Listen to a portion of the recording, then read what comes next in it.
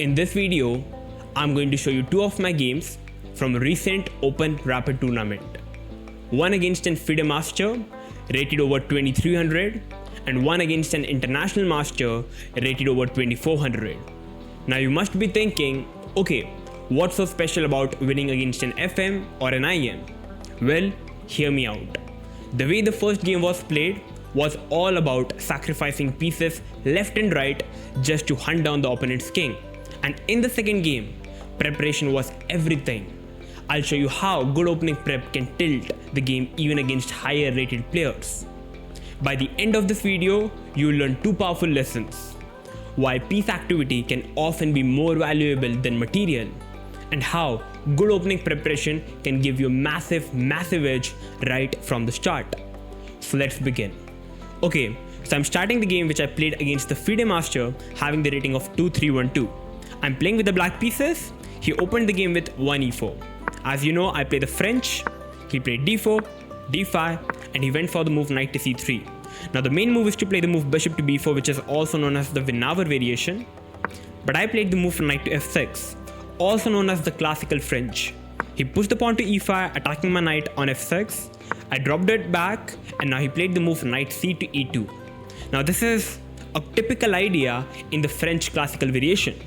Generally, the main move is to play the move f4, c5, knight f3, knight c6, and the game goes on. But knight c e2 is also a very powerful sideline.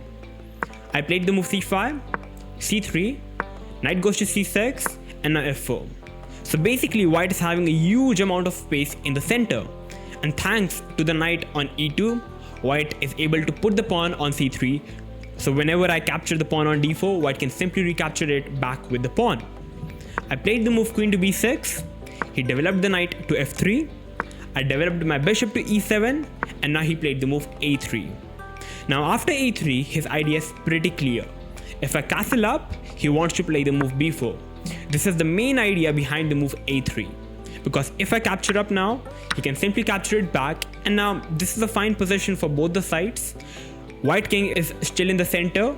I can play the move f6 to try to open up the center, but still it's a bit easy to play with the white pieces. That's what I personally believe, as white is having more space in the center and also more space on the queen side. So going back, I played the move a5, which makes a lot of sense, not allowing white to grab more space on the queen side. And now he already surprised me by playing the move f5. Now this is the fine move, this is a good move in this position and even the best. But personally, I wasn't really prepared about this particular move. After f5, white's idea is pretty clear. He wants to put his e2 knight on f4, which is a very powerful square for the knight, attacking the pawn on e6. For example, if I play something like castle up, he can already play knight f4, and now there is no good way for me to defend the pawn on e6. You see, it's already a bad position for black. So going back, after f5, I tried to simplify the position a bit by taking on d4. He took it back with the pawn, and now I took on f5 by calculating everything.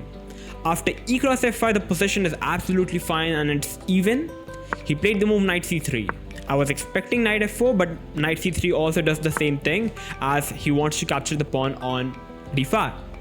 I went back with the queen, as I can't really protect the d5 pawn. He took the pawn on d5 with the knight, and now I played the move knight to b6, which is the best move in the position.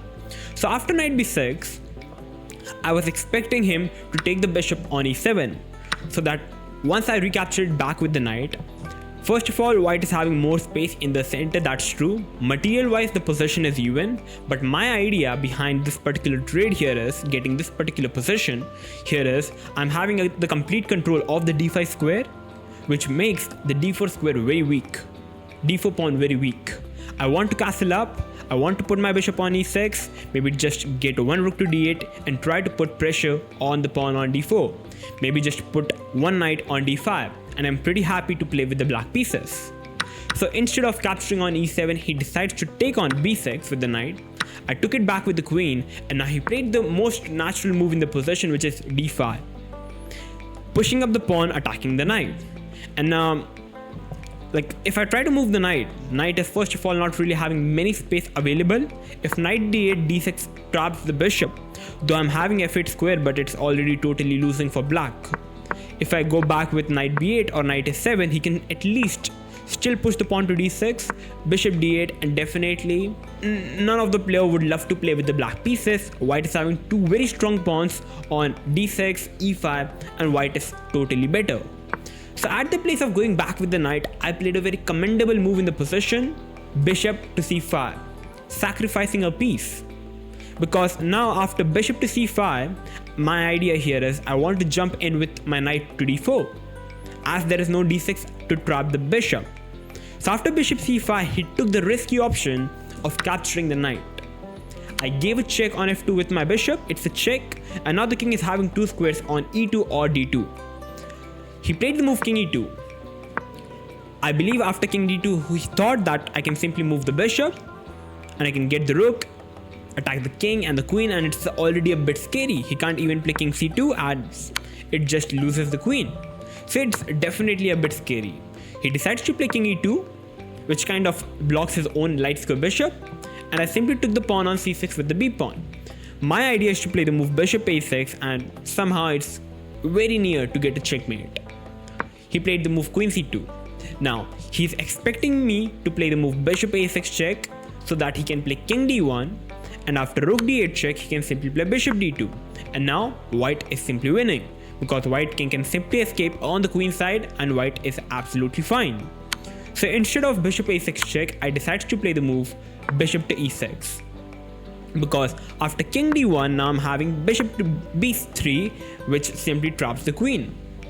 So he decides to play the move queen to c3, and now I played the move rook to d8, getting all the pieces into the game. You see, I'm a piece down, but I've gotten my rook, the bishop, the two bishops, and a queen, and his king is still in the center. He played the move b4. Why? He wanted to trade off the pieces. He wanted to play the move bishop e3, but it's not working as I can simply trade off the bishop, and after queen cross e3 I'm having queen cross b2 check, and then he loses the rook and the game. So he played the move b4 so that there is no queen cross b2 available. And now once again I found a very strong move and the best move in the position, which is rook to d4. And now rook d4 is simply a brilliancy. It's not a brilliancy verified by chess.com, it's an excellent move, but I believe it should be a brilliancy. So basically after rook d4, he's having two pieces that he can really capture. He can capture the bishop, he can capture the rook as well. First of all, if he captures the bishop in the position, I can give a check with the rook. After rook d2, it's a double check. He has to move the king. He moves the king, I go in with the queen. After king f4, h6. And after h6, g5 is coming up, and this is completely losing for white. h4, I can play rook g8, g5, and the game is totally winning for black. Going back, he can't capture the bishop. If he captures the rook in this position, which is still fine, I can simply capture it back with the bishop. And once he moves the queen, I can capture the rook, and I'm simply winning. Though the best move in this position is bishop e3, and after takes, after a couple of trade, we have this position, which is an equalish position, but I believe white is practically a bit more better because he's having a pass pawn, which is only 3 squares away from being a queen. Though definitely, but I personally believe he definitely missed bishop e3, which is not an easy move to count. He decides to play the move bishop to d2. Now the best move in the position is to simply capture the pawn on a5, but still after rook e4 check, the king can run away, queen a7 is coming up, and you see the king is not really that much safer. It's very risky to put the king on c2. And going back, the whole idea behind rook d4 is to get the bishop to c4 to give a check, and nearly the king would simply get checkmated. So he played the move bishop to d2, and now I'm like, fine, I'll simply castle up, and now my idea is pretty simple. I want to get all my pieces in with rook f to d8. He played the move knight cross d4, which was a big blunder. Not a blunder to be true. He could have simply took the pawn on a5, which is the best move. I can give a check. The king has to go on d1. And after queen to a7, the position is absolutely fine. Anything can happen, and this is the best way for white to continue the position. But going back, instead he took the rook on d4 with the knight. I took it back, attacking the queen and the rook, and the best move in this position is to play the move bishop e3, and now I can simply trade off the material, and I can play on this position, which is equalish. Instead, he played the move queen c1. As the queen defends the rook, if I take the rook, he can take it back and white is simply a piece up with a completely winning position. But what he missed was queen to b5 check. He has to move the king. The king is only having 2 squares available. Obviously this loses the game after bishop check, or let's say queen check, that's game over. So first of all, if king e1, then there is queen e5 check, the bishop have to come, I can simply capture the rook and this is completely winning. I'm 2 pawns up, the king can't really castle up, the rook is coming on e8, the game is absolutely over. He played the move king d1, but now he missed bishop to b3 check. He has to move the king, I took the pawn, gave a check, he played the move bishop e2. At the place of capturing the rook, I played the move rook to e8, threatening a mate in 1. He played the move bishop e3, I took the bishop, attacking the queen. He moved the queen, I played the move bishop f2 check. And after bishop f2 check, he decides to resign the game in only 28 moves. Because if he takes the bishop, I take the bishop a check. He go back with the king, I can give here, and that's eventually a checkmate. And going back, if he plays king g3, I can simply play the move maybe just queen e3 check and just rook e4 check, and the king is basically checkmated. After king h5, queen h6 is a checkmate. So this was the game which I played against Jeet Jain and FIDE Master, having the rating of 2-3-1-2, which I'm absolutely proud of. The power of piece activity over material. So now let's move on to the game number 2, which I beat an IM. Now coming to the game number 2, where I played against an international master having the rating of 2-3-7-7. I'm playing with the white pieces and I opened the game with 1d4. He played the move knight to f6. I played the move c4, e6, knight f3, d5, knight c3. We have the queen's gambit. He played the move c6, the semi-Slav defense. And now I played the move bishop to g5. He played knight d7, e3, and now queen f5. Also known as the Cambridge Spring opening, or the Cambridge Spring defense. Now the main move in this position is knight to d2. And particularly I have already made a video on it. So after queen f5, I played the move c cross d5, which is a very interesting variation to play with the white pieces. Now the main move for black is to take with the knight. I can play the move queen d2, bishop b4, rook c1, get all my pieces. He can take over here, bishop a3, I can move my rook. And now basically the main idea for white is to put the bishop on d3, e4, e5, and launch a kingside attack, which is a very interesting way to play with the white pieces. Going back, instead he simply decides to capture with the pawn. And after e5, one thing you need to realize here is the queen on a5 is simply a bad piece, doing absolutely nothing. So after e5, I decided to play the move bishop to d3. He centralized his knight on e4, and now this was all my preparation.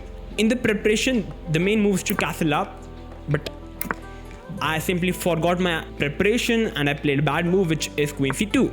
So basically, after castle up, if he plays the move knight cross e3, b cross e3, queen cross e3, and be a pawn up, this would already be a bad position for black, as I can open up the position with e4 as black's king is still in the center. He takes the pawn, I can play the move rook e1. I want to capture the pawn with the rook and basically checkmate the black king. He can play the move f5 trying to defend the pawn, rook c1, the queen move, and now d5, sacrificing another pawn, bishop b5. Now the knight is also jumping in, and for example if he plays queen d6 trying to defend everything, bishop f4, sacrificing the bishop, queen d5. And now simply rook c1, rook c8 is coming up, knight is hanging, and white is completely winning. It's a very interesting variation to count. But I played the move queen c2, and now he played the move f5. Now f5 is a bad move.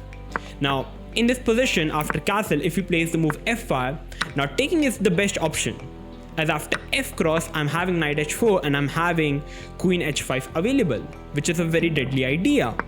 And if he takes with the d pawn, I can play the move knight h4, g6, and queen b3, with queen coming on to e6.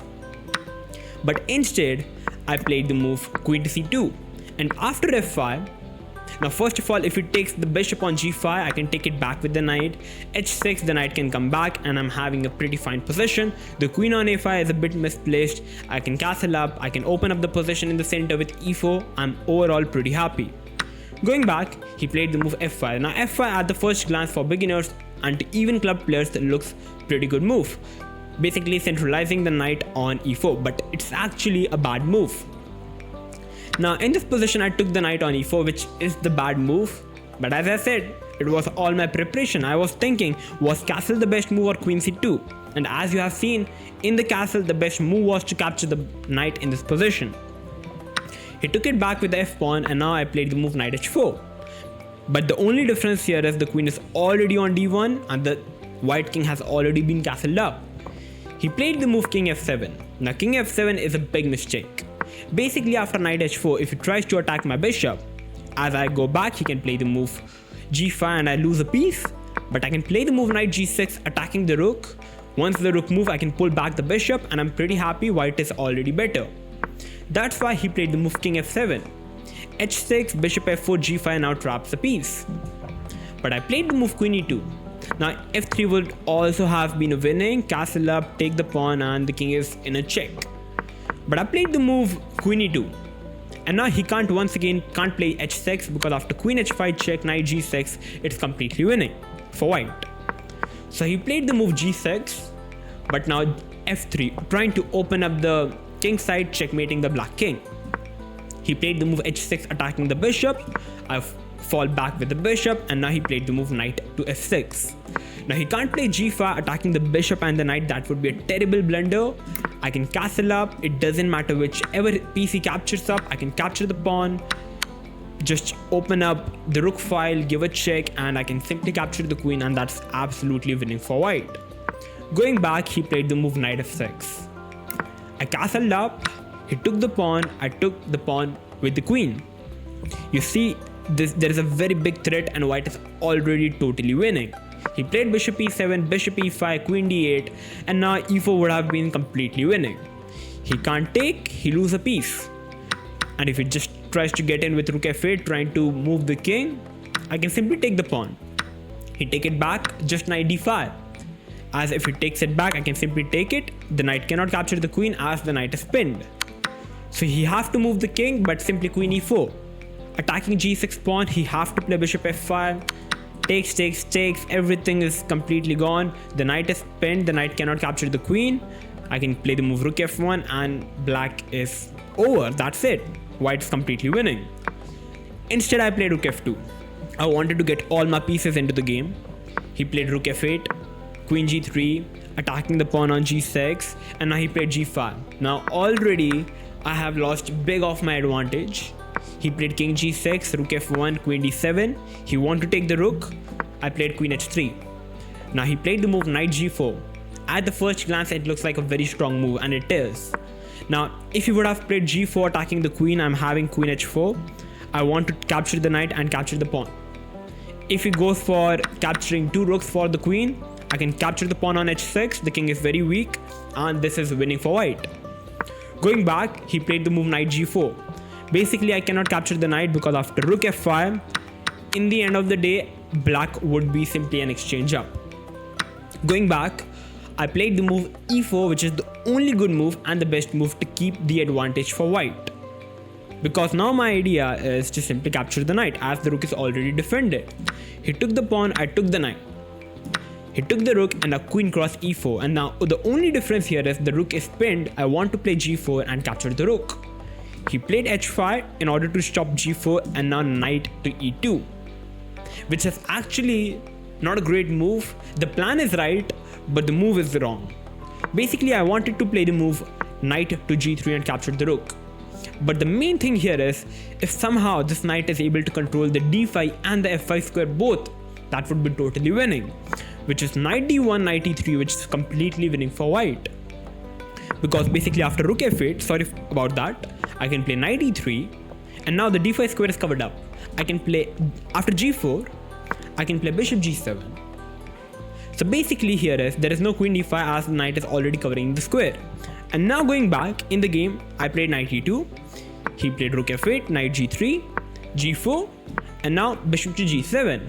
Now bishop g7 is a very strong move, but there is only single move for black which keeps the position equal, which is queen to d5, which is insane. Now if the knight would have been on e3, queen d5 would have never been possible, because now I have to go back with the queen. Rook f7, I can trade everything. Now trading everything would lose the game for me, because after king e4 the bishop can get in and simply capture the pawn. That's winning for black. But I can simply keep the pressure with bishop e5 and the game would be a draw. But he played rook g7, rook f7. Now if he goes for capturing the bishop, that would be a terrible blunder, as it's a check. I'm winning the bishop on the next move. You can't move the king, as it would be a check. So going back, he played the move rook f7. Now I simply took the rook. He took it back. He can't capture the bishop, as he loses the pawn and everything. So he took the rook. I took it back with the knight. Now the knight is defending the bishop, so I'm technically a piece up now. He took the knight, I took the bishop, he gave a check, he captured the pawn, and after queen cross a2, as there are no checks available, he can give me a check, but after king h4 there are no checks available, as the even square is already covered up. He took the pawn, I gave a check, I played the move bishop f8, and now there are two ways to checkmate the black king. And unfortunately black is out of checks.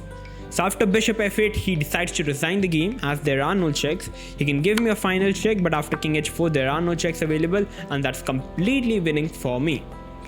So that's exactly what happened against the game of an IM which I played, who is having the rating of 2377. So at the start everything went as planned as possible. The preparation was good, but at some point I misplayed the move, but still I knew the idea, so I was able to still get a better position, even winning position right from the opening. So this is the power of the opening.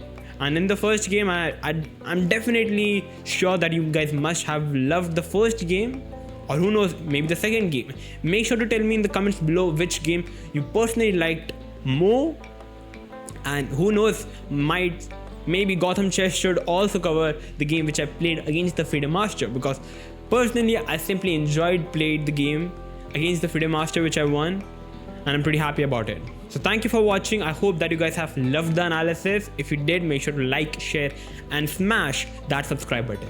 I'm going to come up with these more videos like this. Till then, stay tuned and keep watching Oneshot Chess.